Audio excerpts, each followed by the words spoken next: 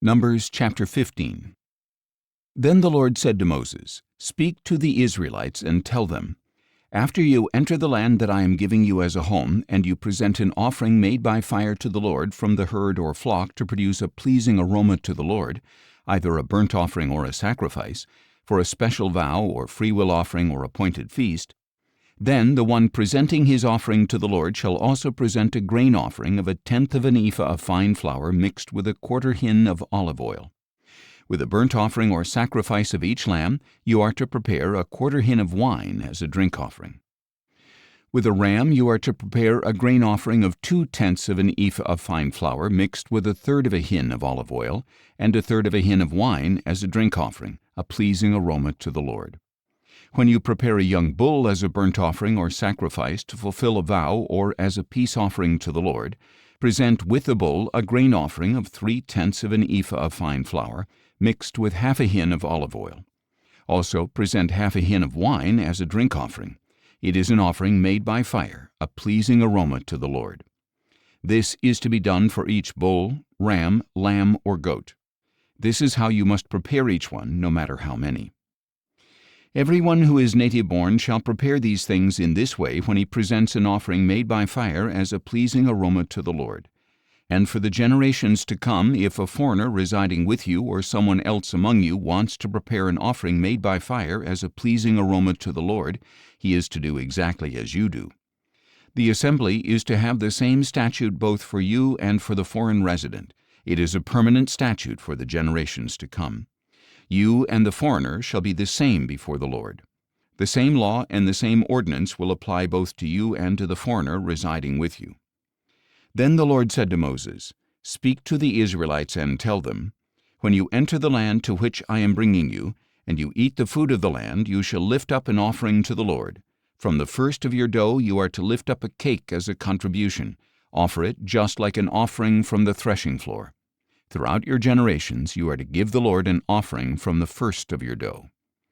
Now, if you stray unintentionally and do not obey all these commandments that the Lord has spoken to Moses, all that the Lord has commanded you through Moses from the day the Lord gave them and continuing through the generations to come, and if it was done unintentionally without the knowledge of the congregation, then the whole congregation is to prepare one young bull as a burnt offering, a pleasing aroma to the Lord, with its grain offering and drink offering according to the regulation, and one male goat as a sin offering.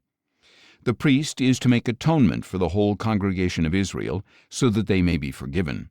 For the sin was unintentional, and they have brought to the Lord an offering made by fire and a sin offering, presented before the Lord for their unintentional sin. Then the whole congregation of Israel and the foreigners residing among them will be forgiven, since it happened to all the people unintentionally.